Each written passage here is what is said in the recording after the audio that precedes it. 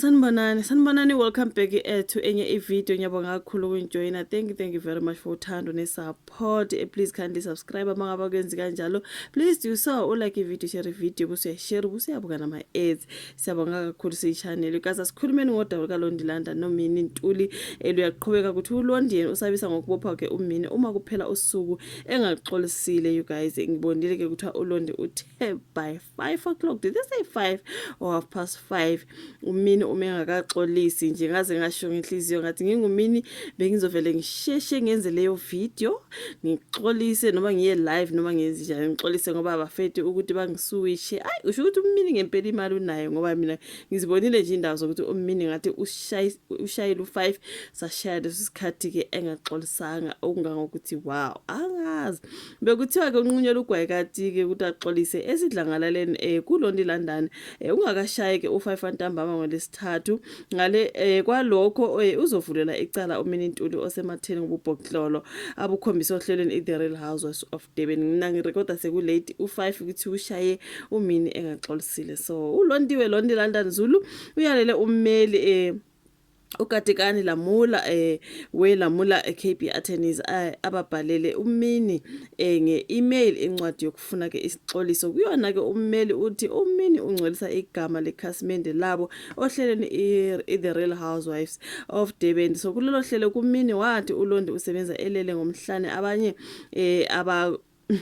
abakuhumusha ngokuthi ulala nabesilisa ukuze athole imali. I mean, if someone says you work on your back, I work on my feet, which means yena uyasebenza nje on her feet.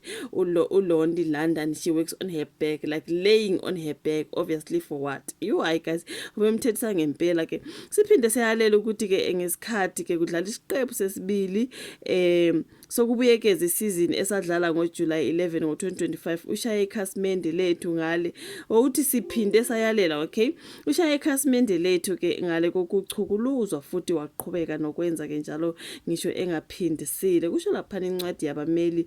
So iqhubeka ke ithi ngalo futhi lolu suku iGagasi FM ikhiphe istatement ithi umini uxolisile kwabe nabo ohlelweni uLondi uyakuphika ukuthi uthole isixoliso ngaphambi kokuphuma ke kwalesi statement. So bexoliswa kwabo hlelo bengaxolisi ke kuLondilanda. And the way I understand umeli uqhubeka ke uthi emva kwestatement seGagasi umini ukhiphe esakhe esingabhekisiwe ekhasimende lakhe. Umini bexolisa kuphi emphakathini mhlambe kuma fans and everything kodwa bengaxolisi still kuLondi. Now statement sicacisile ukuthi ke sasikhishelwe ukuhlenga ubudlelwane bakho obokusebenza neGagasi FM. Statement sikhishwe ngaphambi kokuthi uthumele iSMS ekhasimendeni lethu kusho ummeli lapha kaLondilanda. Ubuye waqhubeka ummeli wathi ngoJuly 12 umini uthumele iSMS esixoliso kodwa kuyo ufaka iGagasi nokucacile nokuthi uyithumele ngoba ehlenga umsebenzi wakhe.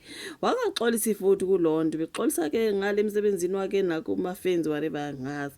Umeli uthe bafuna ke umini aqophe ivideo yokuxolisa ayinameke ezinkundleni zokuxhumana ungakashayo 5 ntambama namhlanje.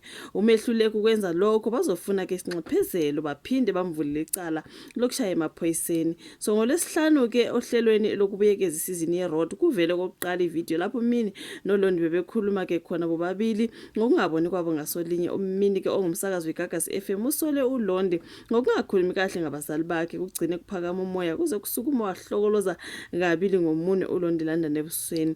Ngaleso sikhathi uLondi ubezisongela izandla nje emamatheke eloke embuza ukuthi wenzani, you know what I mean. So kuthiwe akaxolise uGeli ke akaxolisanga